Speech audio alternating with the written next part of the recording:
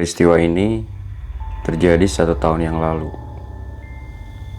Sebut saja namanya Mbak Tri. Sebagai orang desa, pilihan kerja kalau gak jadi petani ya biasanya merantau ke kota besar. Nah, yang kedua ini menjadi pilihan Mbak Tri. Mbak Tri merantau untuk bekerja di kota Surabaya sebagai pembantu rumah tangga.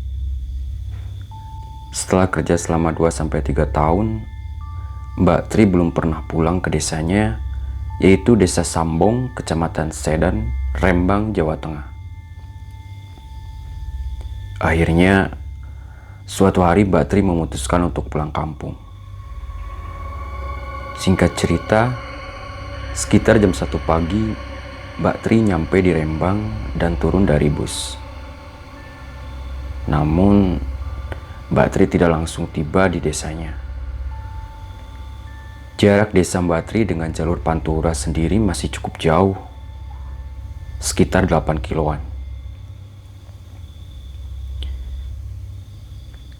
Karena waktu itu masih malam, akhirnya Mbak Tri mencari tukang ojek yang memang sering mangkal malam di sekitar pertigaan Pandangan, tempat Mbak Tri turun dari bus. Daerah ini cukup ramai karena pertigaan itu mempertemukan Kecamatan Sedan dengan jalur Pantura. Kebetulan Mbak Tri melihat Pak Bayan, tetangga di kampungnya yang memang berprofesi sebagai tukang ojek. Langsung saja Mbak Tri menghampiri beliau dan meminta untuk mengantarkan pulang. Sebagaimana orang kampung yang udah lama gak ketemu tetangganya, Mbak Tri pun menyapa dan sedikit ngobrol dengan Pak Bayan. Namun, Pak Bayan ini malah cuek. Dia cuma ngangkatin barang Mbak Tri yang cukup banyak ke bagian tengah motor saja. Mungkin Pak Bayan sudah capek kerja ngojek seharian, pikir Mbak Tri. Di sepanjang perjalanan pulang pun, Mbak Tri sama sekali gak ngobrol dengan Pak Bayan. Dan tak sepatah kata pun keluar dari mulut Pak Bayan. Dari sinilah, Mbak Tri mulai merasa ada kejanggalan.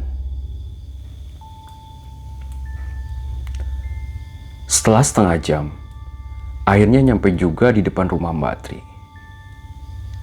Mbak Tri pun mengangkat tasnya ke teras rumah, disusul Pak Bayan di belakang membawa barang. Langsung saja Mbak Tri mengeluarkan uang dari dompetnya. Dan disinilah hal mistis terjadi.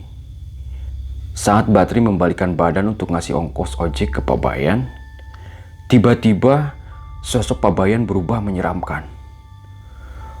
Mukanya berubah menjadi merah menyala. Dan waktu itu juga angin bertiup kencang. Dan sosok Pak Bayan menghilang begitu saja berikut motornya. Antara rasa capek dan shock, Mbak Tri pun hanya terpana menggigil dan segera masuk ke rumahnya. Keesokan paginya, Mbak Tri masih bingung dan shock dengan kejadian tadi malam. Apa sih yang sebenarnya terjadi malam itu? Meskipun begitu, Mbak Tri merasa masih berhutang uang pada Pak Bayan. Sehingga Mbak Tri memutuskan pergi ke rumah Pak Bayan untuk bayar uang ojek. Dan disinilah kejadian semalam terkuak. Saat sampai di rumah Pak Bayan, Mbak Tri ditemui oleh keluarga Pak Bayan. Dan alangkah kagetnya Mbak Tri ketika diceritakan bahwa sebenarnya Pak Bayan sudah meninggal seminggu yang lalu. Jadi, siapa sebenarnya tukang ojek tadi malam yang dinaiki Mbak Tri? Dan jarak 8 kilo perjalanan itu Mbak Tri sebenarnya naik apa? Kejadian ini akhirnya membuat heboh warga desa Sambong, bahkan sampai ke desa-desa tetangga lainnya. Dan siapapun itu, Hodam ataupun jin, Mbak Tri tetap merasa berterima kasih karena telah diantarkan sampai ke rumahnya dengan sehat walafiat. Dan barang-barangnya pun utuh. Tidak ada yang hilang.